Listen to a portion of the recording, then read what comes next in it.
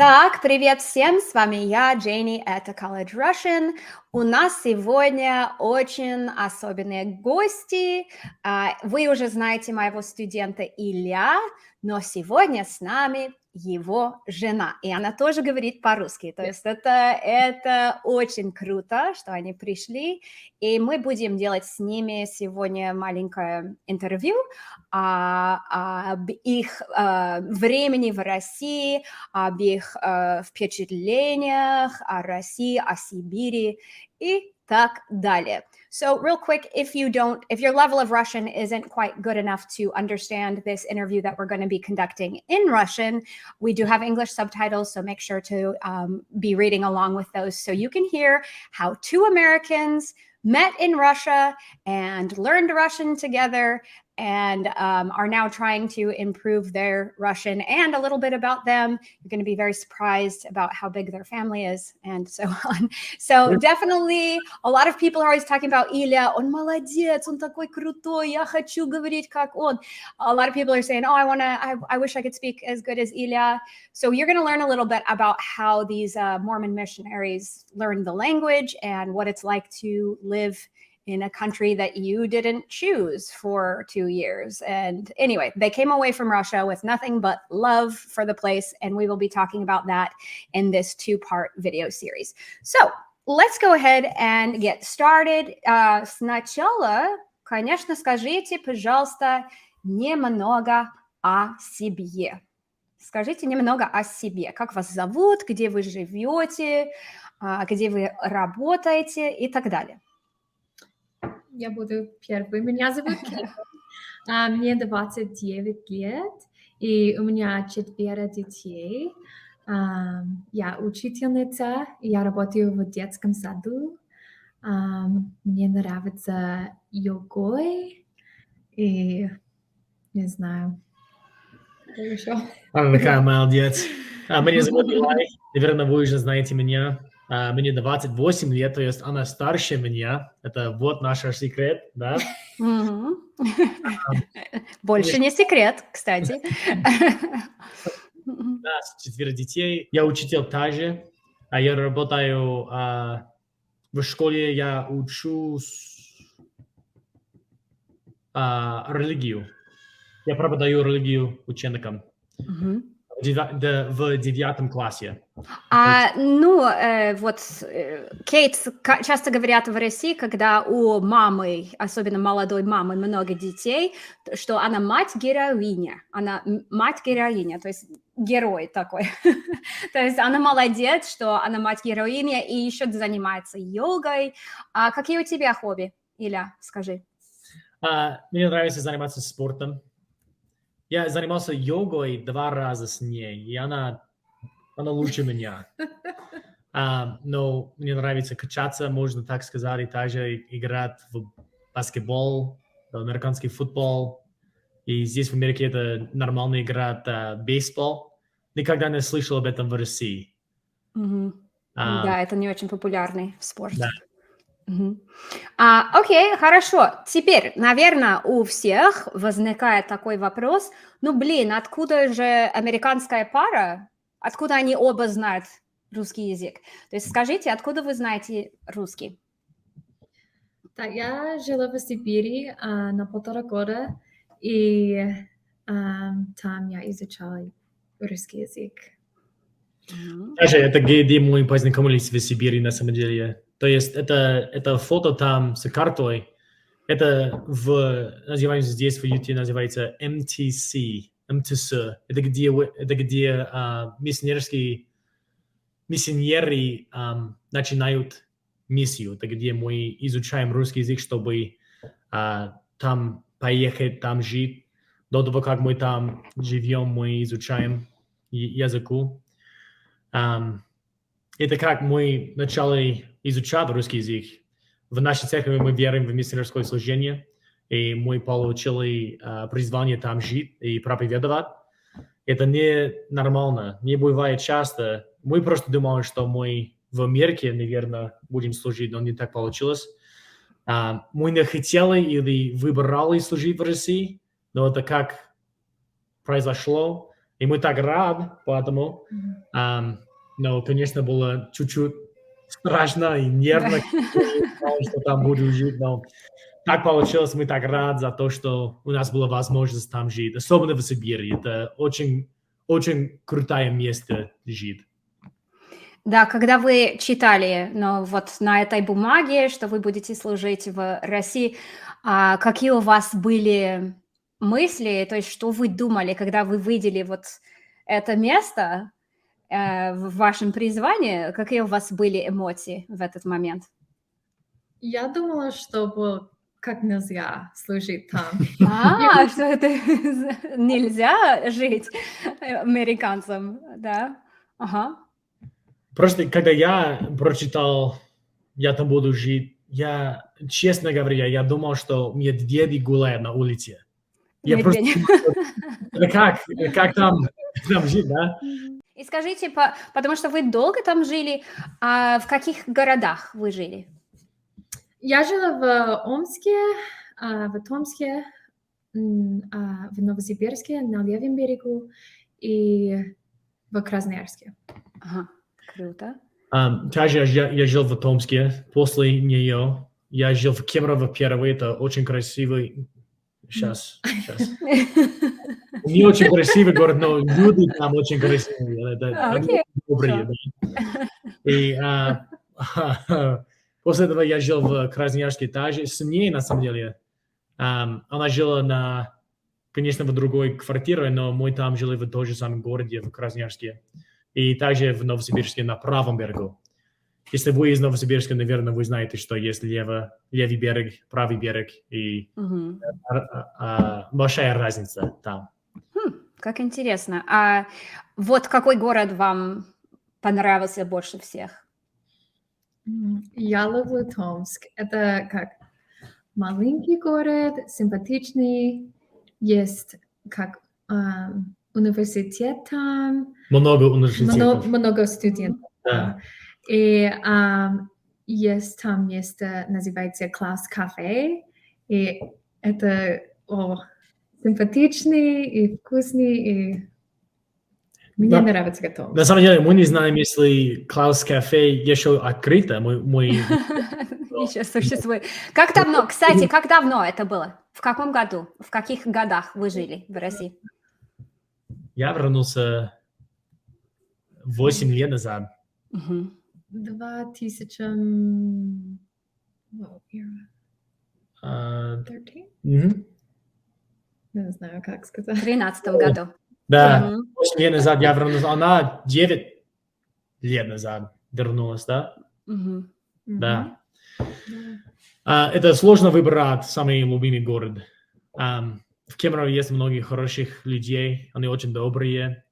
Но в Томске есть, конечно, очень симпатичный город, очень красивый, маленький, чтобы легко понимать, где вещей находится. И также в Красноярске, это мой самый любимый город, Красноярск. Это очень красивый город. Есть Енисей река, Енисей там. Есть много хороших достопримечательностей. Есть столбы, это как гора там. Можно ходить на горе. И я там жил в Красноярске, когда они праздновали Рождество и Новый год. Интересно. Помогает строить хорошие опыты, да? Потом, окей, хорошо, потом вы поехали в Россию. Опишите, пожалуйста, мне интересно, какой у вас был, опишите ваш первый день в России. Какие у вас были эмоции, насколько хорошо вы говорили по-русски в этот момент и так далее. Да, когда я прилетела в Сибирь, было лето, и солнце светило везде. Это было странно. И, не знаю, когда, как первый день, я узнала, что я буду служить в Омске, и тебе нужно ездить на поезде. Поехать на поезде. Мгм. Да. А я люблю русские вокзалы, они красивые. Мгм. И, ну, это было сложно, конечно, не знаю, говорить. То есть в этот момент вообще не очень хорошо говорила? Не Да, говорила хорошо? не очень. Нет. Мгм. Так, интересно. То есть это было лето. То есть, наверное, для тебя был шок, потому что ты думала, что, в Сибири нет солнца, все время холодно. И Ага. Я прилетел в конце сентября, уже было холодно. Мгм. На самом деле небо было серое. Есть такое фото, я послал тебе. Это Мгм. было серое, ветер дул сильно. Я Окей, просто теперь видел мне интересно, людей наверное, на всем улице и интересно. думал Ну, блин, себе, чем вы они занимались говорят каждый день? по-русски, я Вы не говорю просто по-русски. ходили блин, им повезло. по Они уже улицам знают русский. или чем вы занимались? Кажется, Кейт однажды хотела бегать, но не получилось. Еще чем вы занимались? Ну, например, какие интересные места вы посещали и так далее? Наверное, всем интересно, ну, что вот эти молодые ребята делают все это время в России? Мгм. Да. Мгм. Но, конечно, мы там были, чтобы проповедовать. И часто мы были на улице и говорили с людьми об Иисусе Христе, о нашей церкви. Но бывает, что по понедельникам у нас была возможность делать, как свободное время, да. Мгм. То есть мы купили продукты в магазине, мы ходили в достопримечательности в городе. Один раз я смотрел футбольный матч в Томске. Есть такая хорошая команда там. Не знаю, ты помнишь, как имя команды? О, На стадионе? На Да, стадионе или? Окей. Да, хорошо. на стадионе. Это было очень хорошо, очень круто. не помню. Наверное, это очень хорошая команда та же. Но- Может быть, очень известная. Да. Я не знаю, но может Я быть. просто забыл, как они... Том. Это Том называется. На самом Мгм. деле. Это имя реки там, Том. М. Но, наверное, мы просто говорили с людьми на улице. То есть много возможностей практиковать. И я вижу, вот на этих фотографиях, кажется, вы проводили какие-то там уроки английского или Да. что это? Да. Ты хочешь говорить об этом? О, да, в каждом городе есть как здание для церкви, и мы собираемся вместе там, и мы делали уроки, Английского языка. да, и мы встретились с членом церкви там. Мгм. Не знаю, Да, что конечно, у это. нас есть собрание по воскресеньям, да, но Мгм. думаю, что по четвергам у нас была возможность учить английский язык. Английский, да. Мгм. Каждый Было очень весело. Мы познакомились с много людьми, которые, конечно, хотят говорить по-английски и изучать английский язык. Приходили на уроки, Мгм. да. И я знаю, что вот именно как у вас большая цель миссионерской работы – это служить местным людям. Да. Вы скажите, как вы помогали людям? Там, что вы делали, чтобы помогать людям, местным людям, чтобы произвести хорошее впечатление о мормонах и так далее? Я думаю, что я послал тебе фото об этом. Это очень, наверное, будет очень сложно говорить об этом. Не знаю такие слова, но была такая женщина, где мы жили в Берске, на самом деле, и снег... Берск – это что, Новосибирске? Или Берск это маленький город. маленький город? Окей, хорошо. Это была такая женщина там, и снег шел много, и была невозможность отходить от дома. Она позвонила нам и спросила, чтобы мы как Чистили снег от дороги. Мгм. Да, и мы пришли, и это было очень весело, на самом деле. Наверное, было как... Снег было как я очень высокий. Наверное, я думаю, что я высокий, это здесь на меня Ох, снег. обалдеть. Да, и это в деревне? То есть Бердск это небольшой город, да? Вот, Мгм. дача древняя была, и весь день мы там были, чтобы она была возможность отходить от дома. Очень Уходи- весело было. Им- Частный дом, да. Да, частный дом это называется. Мгм. Дом. Мгм. Интересно.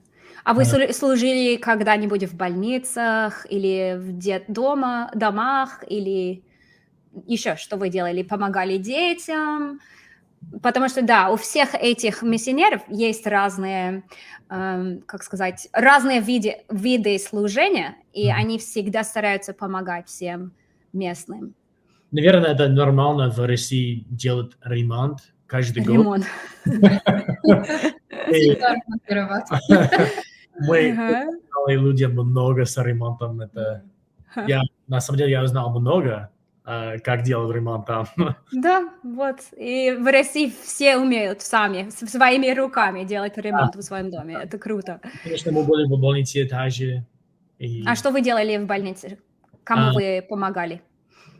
на самом деле мы молились с людьми там. А, И ну как, Сидели с ними. да, сидели с ними. Иногда мы Мгм. читали книги с ними, если они... Мгм. Все, наверное. Каждый день мы старались найти кого-то, Мгм. чтобы Чтобы помогать. помочь. Мгм. Ну, вы молодцы вообще. И это очень круто, что вы захотели начать свой канал в Ютубе. Скажите, пожалуйста, почему у вас возникла такая идея? Да. И мы любим русских людей, и мы хотим говорить с ним, и мы еще хотим связь с ними, и Мгм. это возможность для этого. Ну, конечно, известно, что отношения между Россией и Америкой не очень хорошо сейчас. И мы просто хотят помогать людям понимать, что русские очень добрые люди. Мгм. И это очень важно понимать друг друга. Мгм. Если это бывает, наверное, отношения будут лучше. Это как мы уверены. Но мы просто хотим показать русским людям, что мы как нормальная семья. У нас есть Да, детей. не сатанисты, не сатанисты. Мы стараемся жить хорошо. Мы хотим, чтобы наши дети выросли и быть хорошими людьми в нашем городе, в школе также. Мы просто хотим, чтобы люди понимали, как жить в Америке и почему мы живем так. Мгм. Так, ну, супер, это просто супер. Хорошо, это все сейчас с русского. So the next video, they're going to talk about kind of how, as you heard them say, that they do love Russians and they want to have more of a connection with Russians. So in the next video, they're going to talk more about some of their experiences with the Russians that they met while in Russia. We're going to talk about Russian food, what Russian food that they liked, and then also what they're helping to do with their Russian in the future. So make sure to come back for part 2 of this video. Спасибо вам большое. Пожалуйста, оставьте одобрительные комментарии внизу и посмотрите на их канал в YouTube. Они вообще молодцы, и им нужна ваша дружба и помощь. Хорошо, это все. Спасибо вам большое. Пока-пока. Спасибо.